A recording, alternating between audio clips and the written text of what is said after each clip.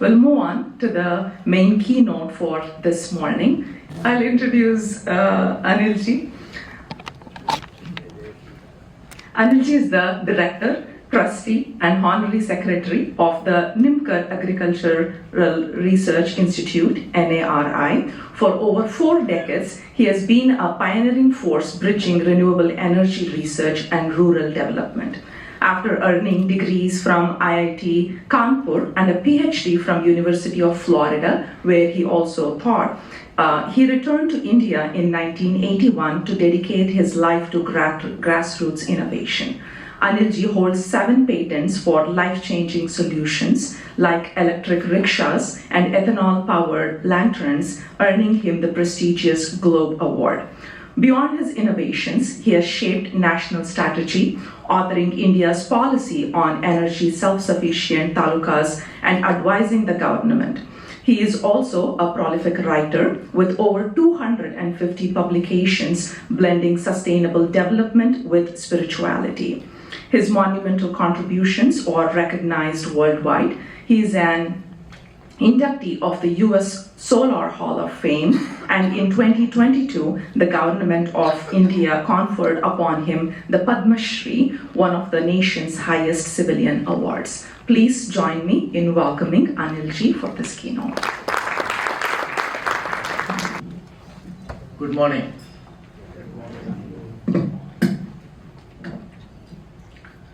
First of all, I would like to thank Shrikant Palkarji for his gracious hospitality and everything, for bringing me and my wife here. And actually I came to learn, but he put me here. So it's a very different thing, because this is the first time where I am attending such a conference, and it's a very interesting thing. Yesterday, the whole day, there were very interesting things, and I learned a lot. And I'm sure that in the next couple of days, I'll keep on learning more and more. So without any ado, I'll start my talk. I'll go through my speech, written speech, and then there'll be some slides. Shrikantji talked about my work that I did. I'll just like to touch a little bit on 1981, when I went back. Nobody from IIT Kanpur or IITs went back. Everybody stayed here. But in a fit of madness, arrogance, I went back to rural India. Probably I was the first IITian to go back to rural India after getting a PhD teaching in University of Florida. Arrogance that I'll change India. How stupid I was. India is a very ancient civilization. Nothing happened. But it changed me. It taught me, living in rural India, it taught me simplicity, spirituality, and the humility that the problems are so huge that for 7 generations we cannot solve them. And yet, I persisted and continued. I have written a lot about what we did, and I'll show you on the last slide all the books that I've written about what we did, Romance of Innovation, etc., etc. Spirituality allowed me to remain sane. India is the land of spirituality. It gave yoga, it gave so many things to the whole world. And I said, if I am part of the Indian ethos, then I should understand that. And it gave me a tremendous feeling of what India is and what we can do with technology to change the thinking. And that is what I have spent the last 20-25 years. My first editorial article, very big article in those times, Times of India allowed 1,500 words article, was on spirituality and technology. This was 25 years ago, when nobody talked about it. Now this is in vogue, a lot of people talk about it, but I am very happy that we started the trend. And I think that is something that I have spent a lot of time, and I'll speak about it today. I have utilized my engineering and science knowledge also in the realm of spirituality, because science is what guides us in everything, and one of the greatest scientific treatises of anything was Patanjali Yoga Sutras. I feel that I know little bit more. I spent a long time, many years writing about them, writing books on them, and it's amazing the knowledge and the ocean of knowledge that still exists and which we have not been able to figure out. So I'll start. Good morning, ladies and gentlemen. I'm delighted to be here attending the DDA 26 in the campus of University of Houston. Long ago in 1975, I visited this campus during my student days. I was working with a very pioneering professor in University of Florida in solar energy, and there were two very famous professors here in University of Houston, and I came to see them. And Houston and the university has changed in the last 50 years as everything else. I believe this is the third year of DDA, but with Palkarji's energy and vision, I'm sure it will thrive and become a beacon of hope for spreading the message of Dharma in the United States. I believe these are the tough times for everybody in the world, especially so in the United States, and feel that if we can cap our greed for resources, then it can help produce a sustainable and happy society. Greed can be capped by spirituality. That is the main theme of my talk, which is technology guided by spirituality leads to sustainability and happiness. And I'll talk about how this can happen. I also feel that this could be a new paradigm of development for the whole world. And if we can do that, then I think this will be a very happy and sustainable world that we would like to see.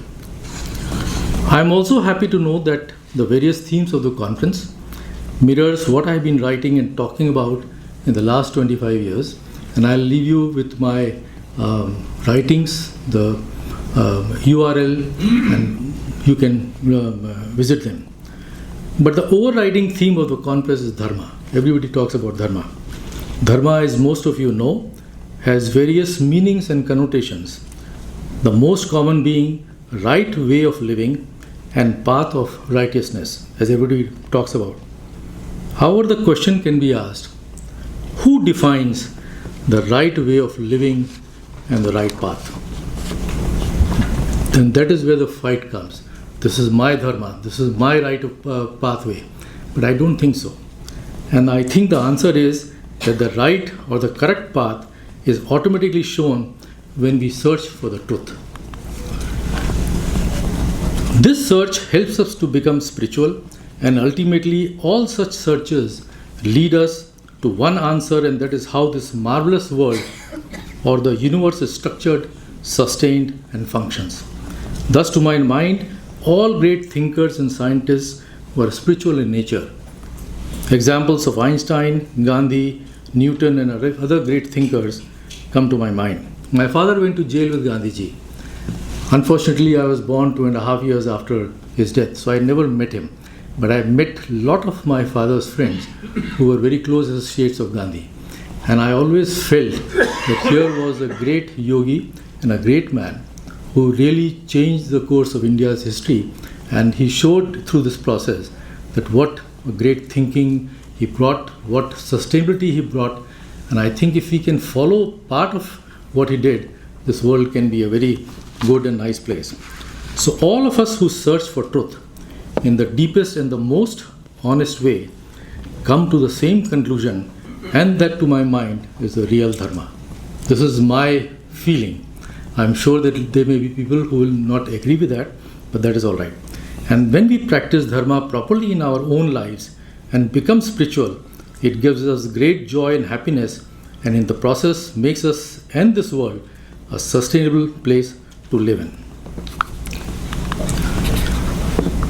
I will now discuss the building blocks of my thesis and where spirituality and technology and how together they can produce sustainability and happiness. So what is spirituality? The main source of Dharma. Spirituality is concerned with matters of spirit. That's why spirituality. When we think deeply and for a long time about anything, whether it is an idea or an object, then the brain has a tendency of focusing on it like a laser and in the process the object vanishes from the vision field and only its germ or the spirit remains. This is a process called Sanyam by Patanjali in his Yoga Sutras, which is a combination of Dhyan, Dharan and Samadhi. And Sanyam done on anything results in the complete knowledge of that idea of the object. It's a remarkable document, this Patanjali Yoga Sutras. And if some of you have read, the Vibhuti Path, to my mind, is the real gem of his Yoga Sutras. And unfortunately, because people who gave commentaries on it were not scientists, so they glossed over it, but it contains a huge amount of science, and how the modern science and technology that we talk about, it features so nicely. I have written a book, The Deep Science in Patanjali Yoga Sutras.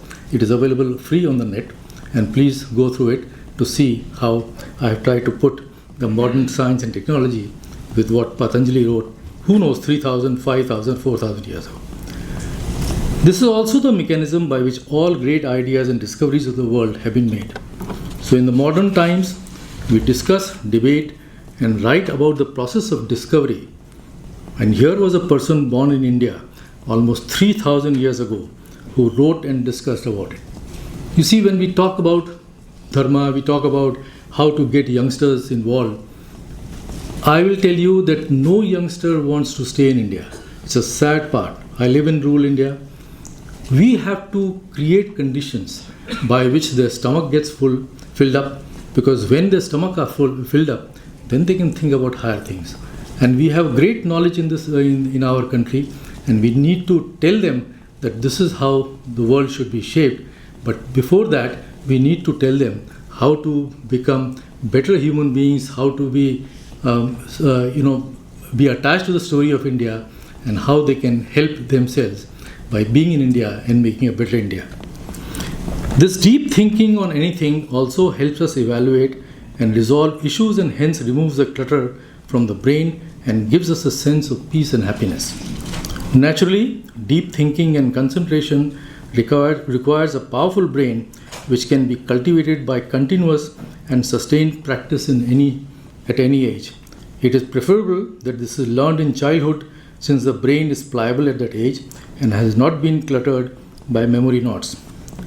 Since the development of powerful brain should start from childhood, it is important that we teach our children to focus and inculcate in them the habit of remaining focused on any issue. This will help them get away from attention deficit syndrome, and which afflicts most of the youngsters world over. I have two daughters. When we came to Fulton, which was a very, just an overgrown village, it was such a place that making a phone call in 1980s, I would hop on the bus, go 4 hours to Pune and make phone calls. That was Fulton. Coming from some of the best missionary school in Lucknow, going to the best IIT Kanpur, going to America, and then coming back to rural India was a great detoxification exercise. So there were no good schools. So we started a school for our children, for our two daughters. And whichever class my elder daughter went, the school went. Today it is a very famous school. We are funded extensively by Tata Trust and etc. And my younger daughter is a trustee and teaches in the school. I interact a lot with the youngsters. Wherever the students invite me, anywhere in the country, I go. Because to me, they are the future of the world, the future of India.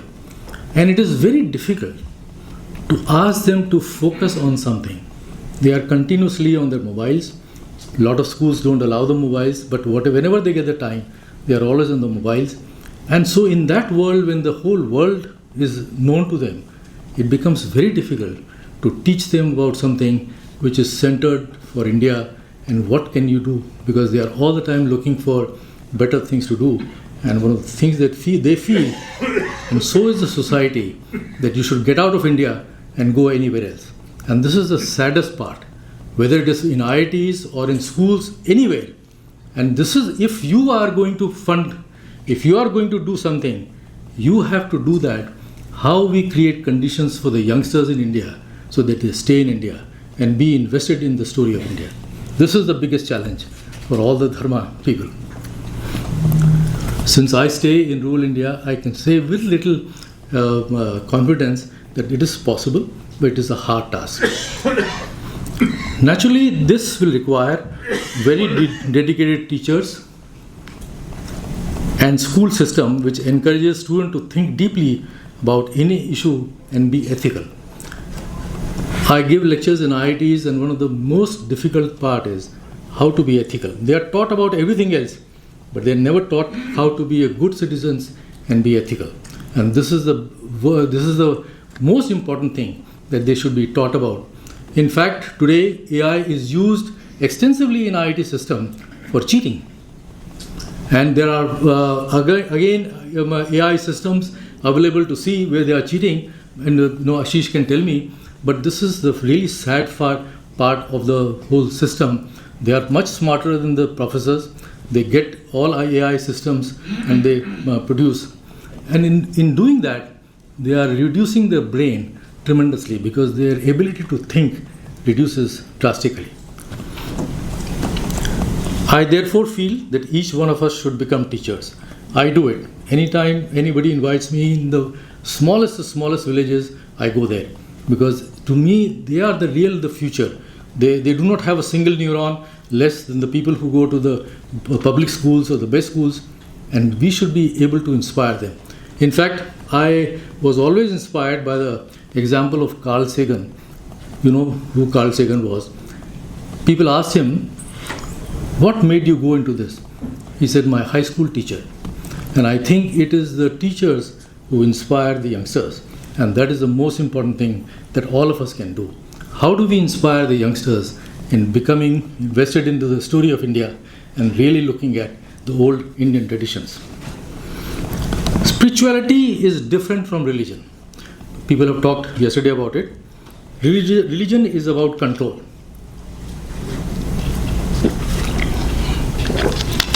Religious leaders have used it throughout the history of mankind for their own greed, either for power, wealth, or fame. I feel that all great thought leaders, this is my feeling, of the world were spiritual. After all, they were searching for truth. It was their later disciples who converted their thoughts into religion to control and create havoc in the world. I do not know how many of you know that Quran was written 400 to 500 years after Muhammad. Muhammad did not write it. Nobody wrote it. So what happened between 400 years, in the 400 years, is anybody's guess. And same is the story of every religion. Ashoka did everything in the stupas. He wrote about Gautam Buddha. But what happened in 300 years? We do not know. Even our great religious texts that because there was no written material in India, or whatever it was got finished. So somewhere around 400, 500 years ago, we started getting our texts. Who knows what happened between that? And that is what we have to think. But whatever we have, there are so many great gems of science and technology. If you read between the lines, that is a really remarkable story of India. So it was the later disciples who converted the thought into religion and control and create havoc in the world. In fact, it is a sad fact that some of the largest killings in the world in the history of mankind had been because of religious strife. We have to get away from that. We have to become a spiritual people. We have to get really to the bottom of everything, and that is truth. And when you do that, then all this strife and other things can be taken care of.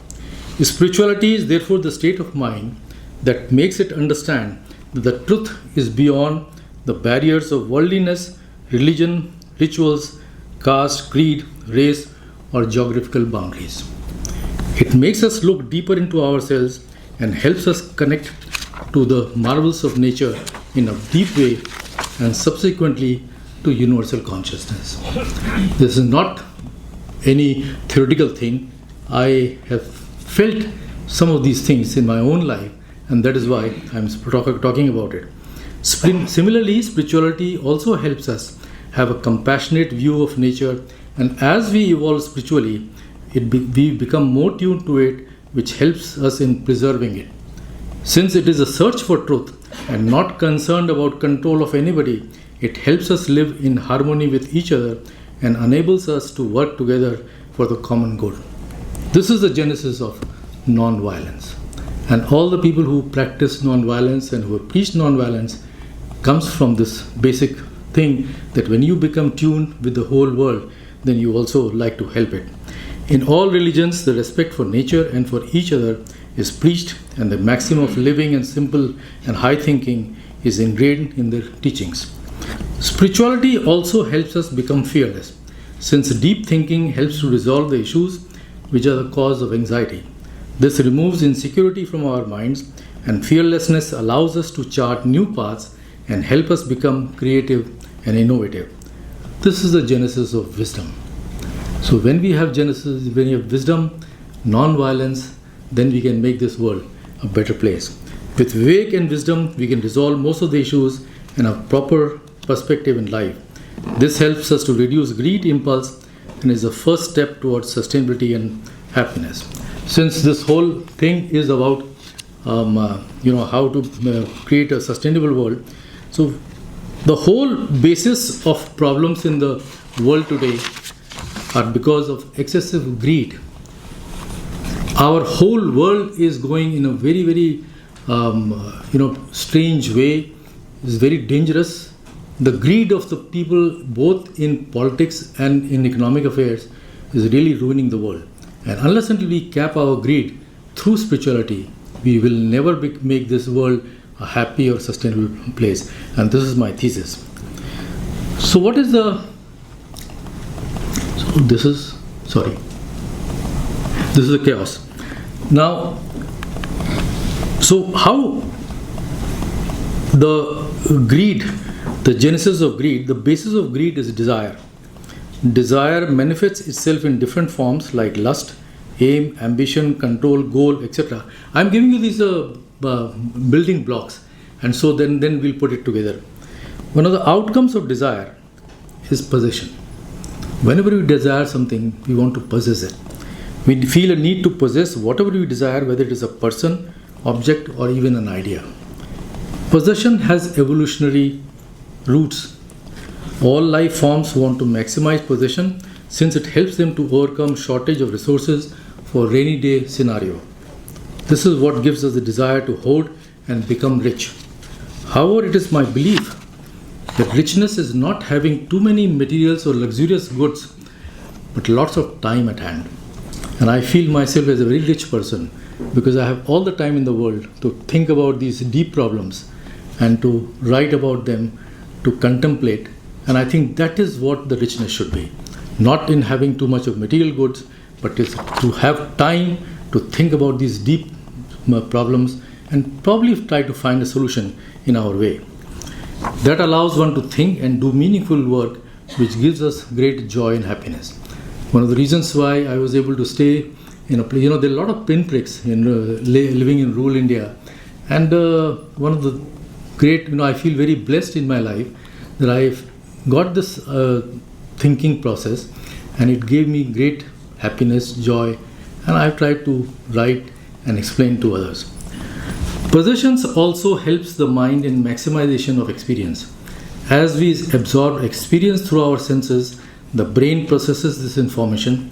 It is during this process that we decide whether our desires are fulfilled or not. A powerful brain evaluates the situations and it is able to resolve the desired issue. This resolution helps in releasing the possessions and reducing greed and brings in the feeling of detachment and happiness as taught in Gita and Patanjali Yoga. It is this powerful brain which allows you to resolve. When you go to shop, a lot of times you do shopping because of the insecurity. If you think whether you really need it, then you will realize that there is no need for unnecessarily shopping and spending money. When the brain cannot resolve these issues, it leads to unfulfilled desires, frustration, and increased possessiveness. This leads to eventually to more control and greed, which is a major cause of misery and corruption in the world. So what is the nature of desire? Desire is a very useful and necessary emotion. It allows us to achieve something and be active. Without desire, we'll be lifeless, dead, or like stones. Desire and fear are primeval emotions and help us survive life by garnering resources and protecting itself from predators. However, what we need to do is to satiate or channel our desires so they get fulfilled without too much taxing of resources, materials, and energy. Our big brains allows this luxury. For example, we can wear only one shirt and one pair of pants. So what is the need for having 100 shirts and so many pants? We can live in one house or drive one car at a time. So what is the need to have many houses and many cars? This is something that each one of us should think very deeply. And when you think deeply, then you realize there is no need for going for all these things.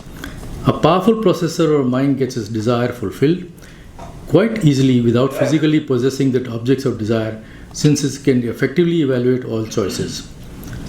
A powerful mind, therefore, can help us lead a sustainable life, while on the other hand, a weaker brain produces insecurity, which makes us want to possess a lot more things for fulfillment of desires, and this leads to greed. Greedy people are the most insecure people in the world. The world is full of examples of such insecure people. We see all around us, whether here, India, anywhere. The world is really going into very, very strange places because of the greed of the people, and we have no control somehow. But here we are sitting here, all thinking about Dharma and other things.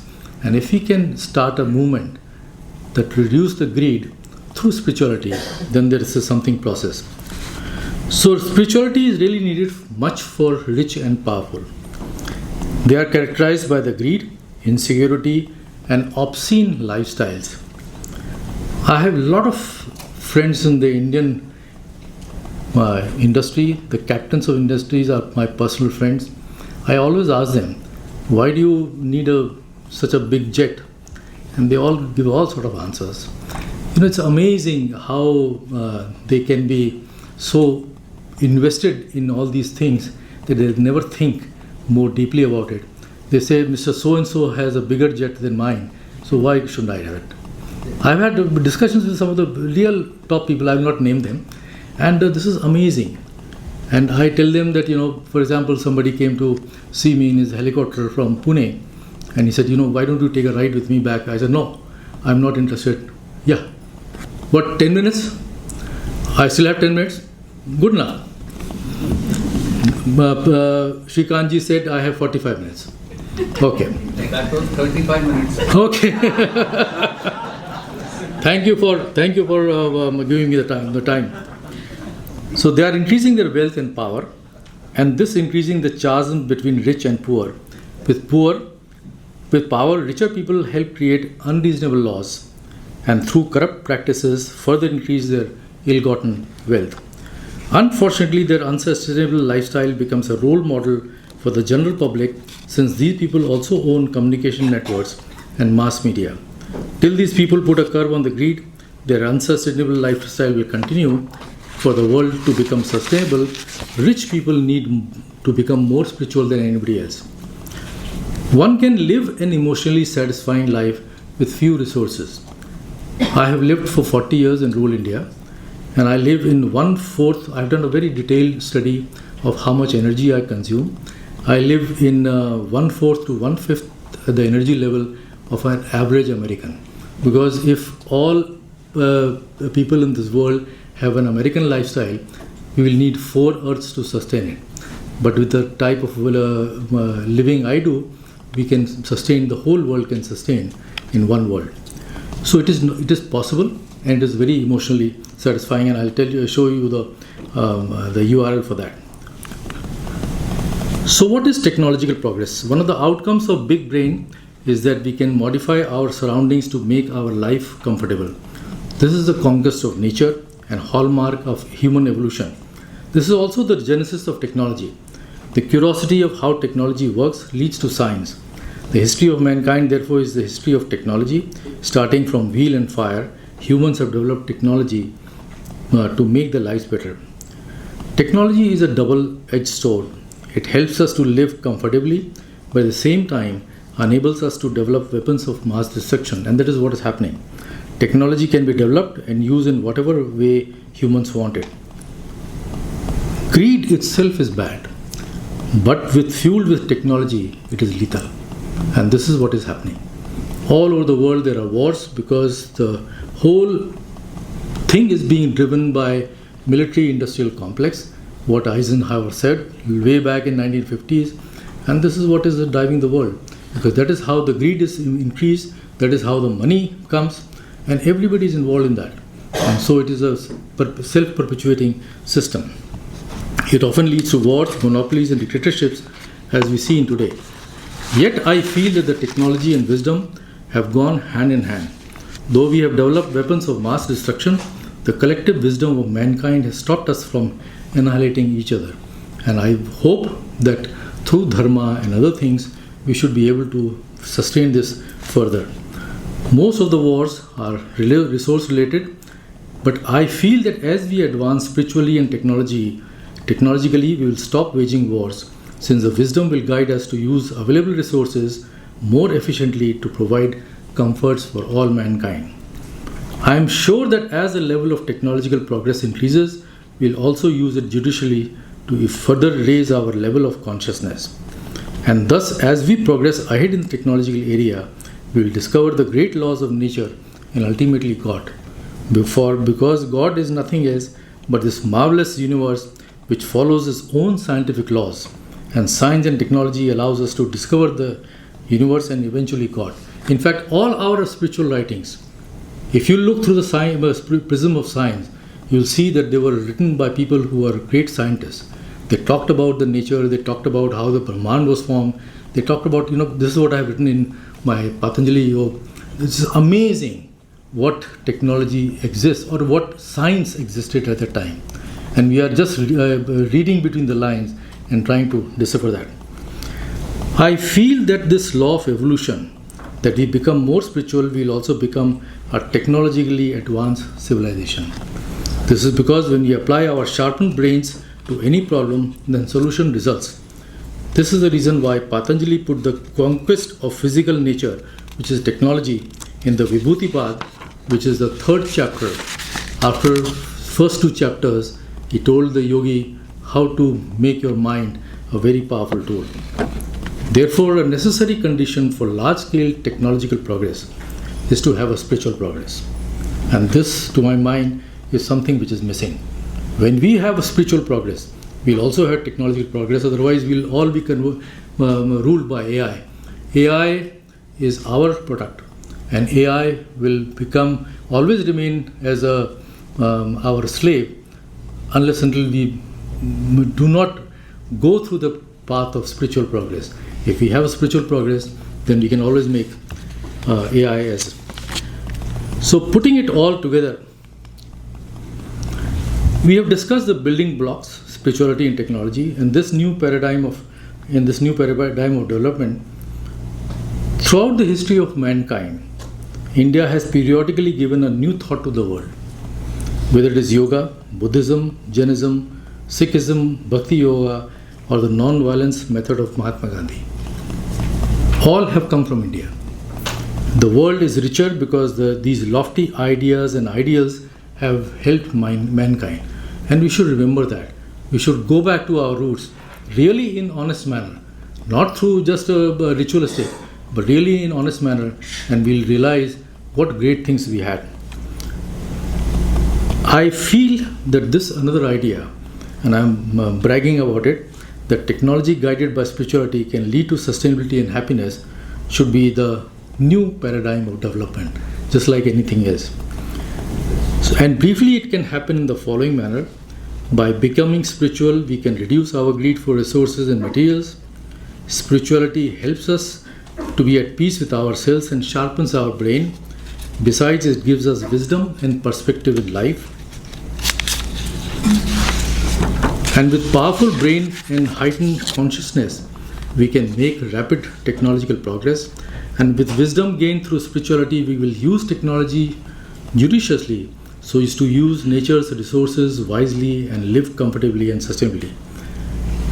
Technology not only helps us to have a comfortable life, but allows us to explore the wonders of nature and the universe and helps in expansion of our horizon. This is the genesis of space travel, that all our great scriptures have taught. The gods came from outside. They were all space travelers. And we will also become space travelers ourselves, and we'll become gods just like them.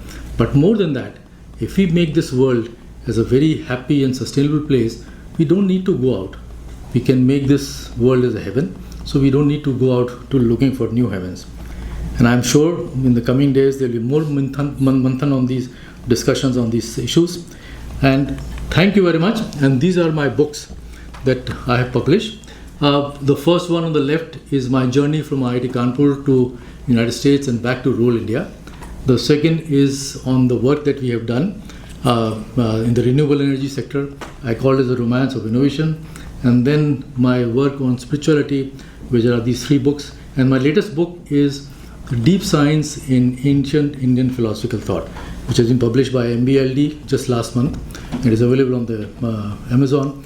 I have made also all of them freely available because I believe that the knowledge should be freely available, and it is for the mankind to think, dissect, debate, and read as much as possible.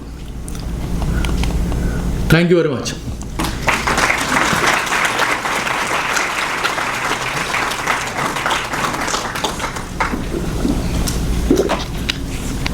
I'll be happy to take questions. Questions, yes. Yeah.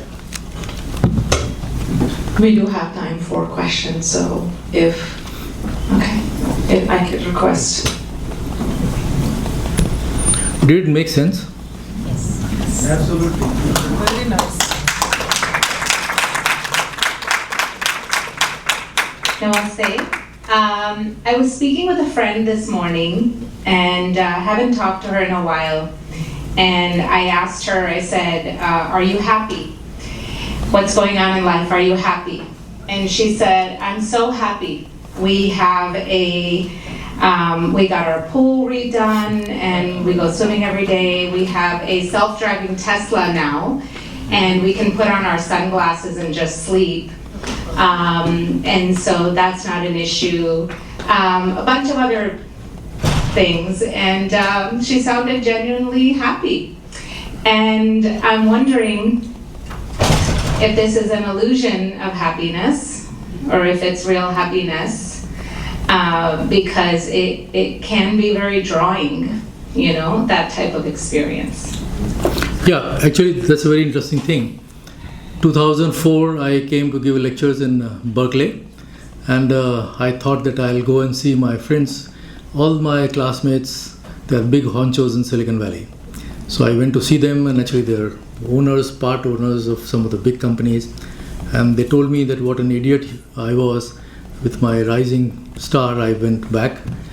So I said, well, why? She says, you would have been a chairman of this company, that company. So I said, are you happy? This was my question. Of course I'm very happy. I live in a 10-room mansion. And so I said, for 2 of you, 10 rooms, why do you need that? He said, no, we have 10, 15 servants. He wanted to tell me how he has arrived, coming from middle-class Indian family. So I said, if I were you, I would hire a hotel for the parties. He was telling me that 10 rooms mansion was necessary for parties. The question is this, that I'm not a preacher. I'm not insisting that you follow you have to be genuine and be honest with yourself. You may say that you are happy, and who knows people are happy or not happy. But if they look genuinely, then they realize that something is missing. And it is only because that is how the whole Indian system is always there. The guru only shows the finger to the disciple.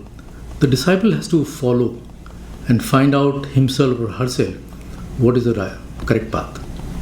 Yeah. Thank you very much for your enlightening talk.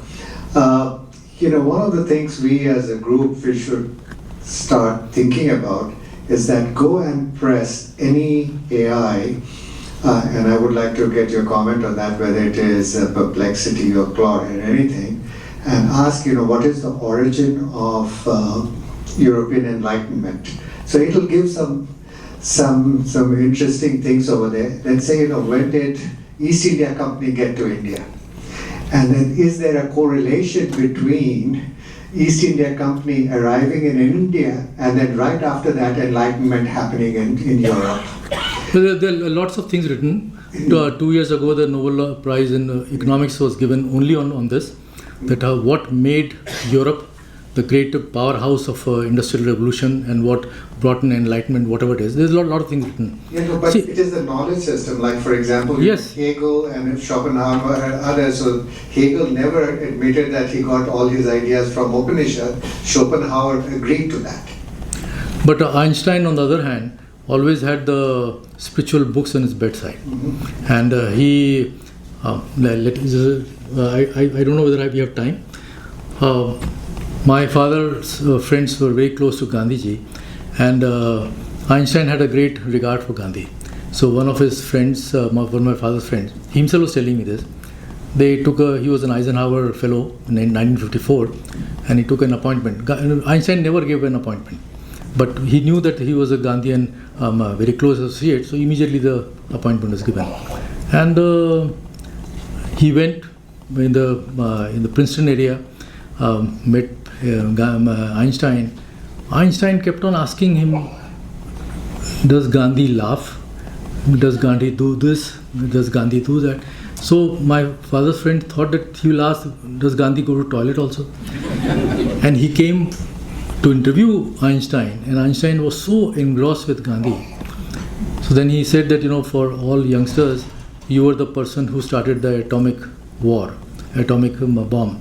And he got so upset, read absolutely, and he threw out my father's friend. So 45 minutes was finishing. The reason why I'm saying is that while he was discussing this, he saw a couple of books on Upanishads and etc. at Einstein's bedside. Einstein had a great interaction with Tagore. Einstein also had a great interaction with my wife's great-grandfather, Maharishi Karve. Maharishi Karve went and met him. So Einstein always had this, all these great thinkers, they were all spiritual. And they knew that where the spirituality comes from. And they also knew that the ancient Indian philosophical thought had looked at these problems, had discussed these problems. It's just that they were never looked from the prism of science. So it was all written up in mythology, etc. But they knew that is. So knowledge is something which changes the world. I hope the knowledge also goes into these so-called leaders, both political and economic leaders, who are so greedy that they don't want to learn anything. So that's why. Yeah. The mic is right here. Okay. So he has because he has a mic. So, love the talk, thank you so much for it. My question was, on an individual level, we can implement these habits, we can develop spirituality, we can think of how my practices would lead to a more sustainable world.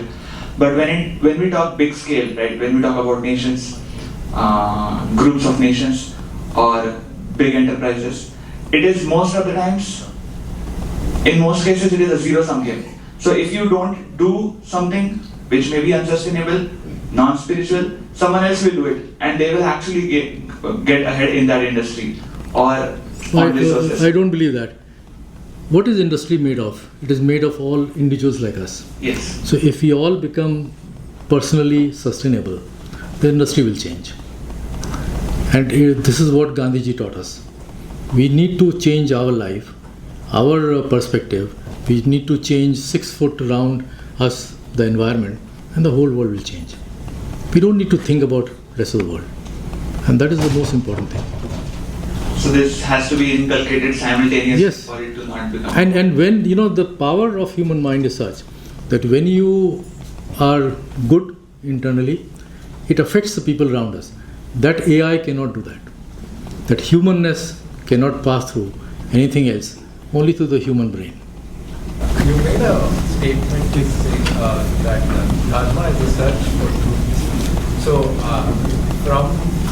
I think truth has many levels in terms of what is the amount of knowledge that you have. I think someone who has access to more knowledge will be closer to the truth. So, when I'm trying to understand what was the perspective with which you mentioned this particular statement. When you are very honest with yourself, you don't have to ask anybody. The truth reveals itself. It's a continuous process. I have seen very fleetingly this happen in my life. I still don't have any idea. And I don't know the ultimate truth. But it always happens that when you are really seeking truthfully or very honestly, then the path opens up. Nobody will teach you anything. And that is why in our Upanishads, the Guru simply says, not this, whatever it is. And the disciple even becomes better than the Guru.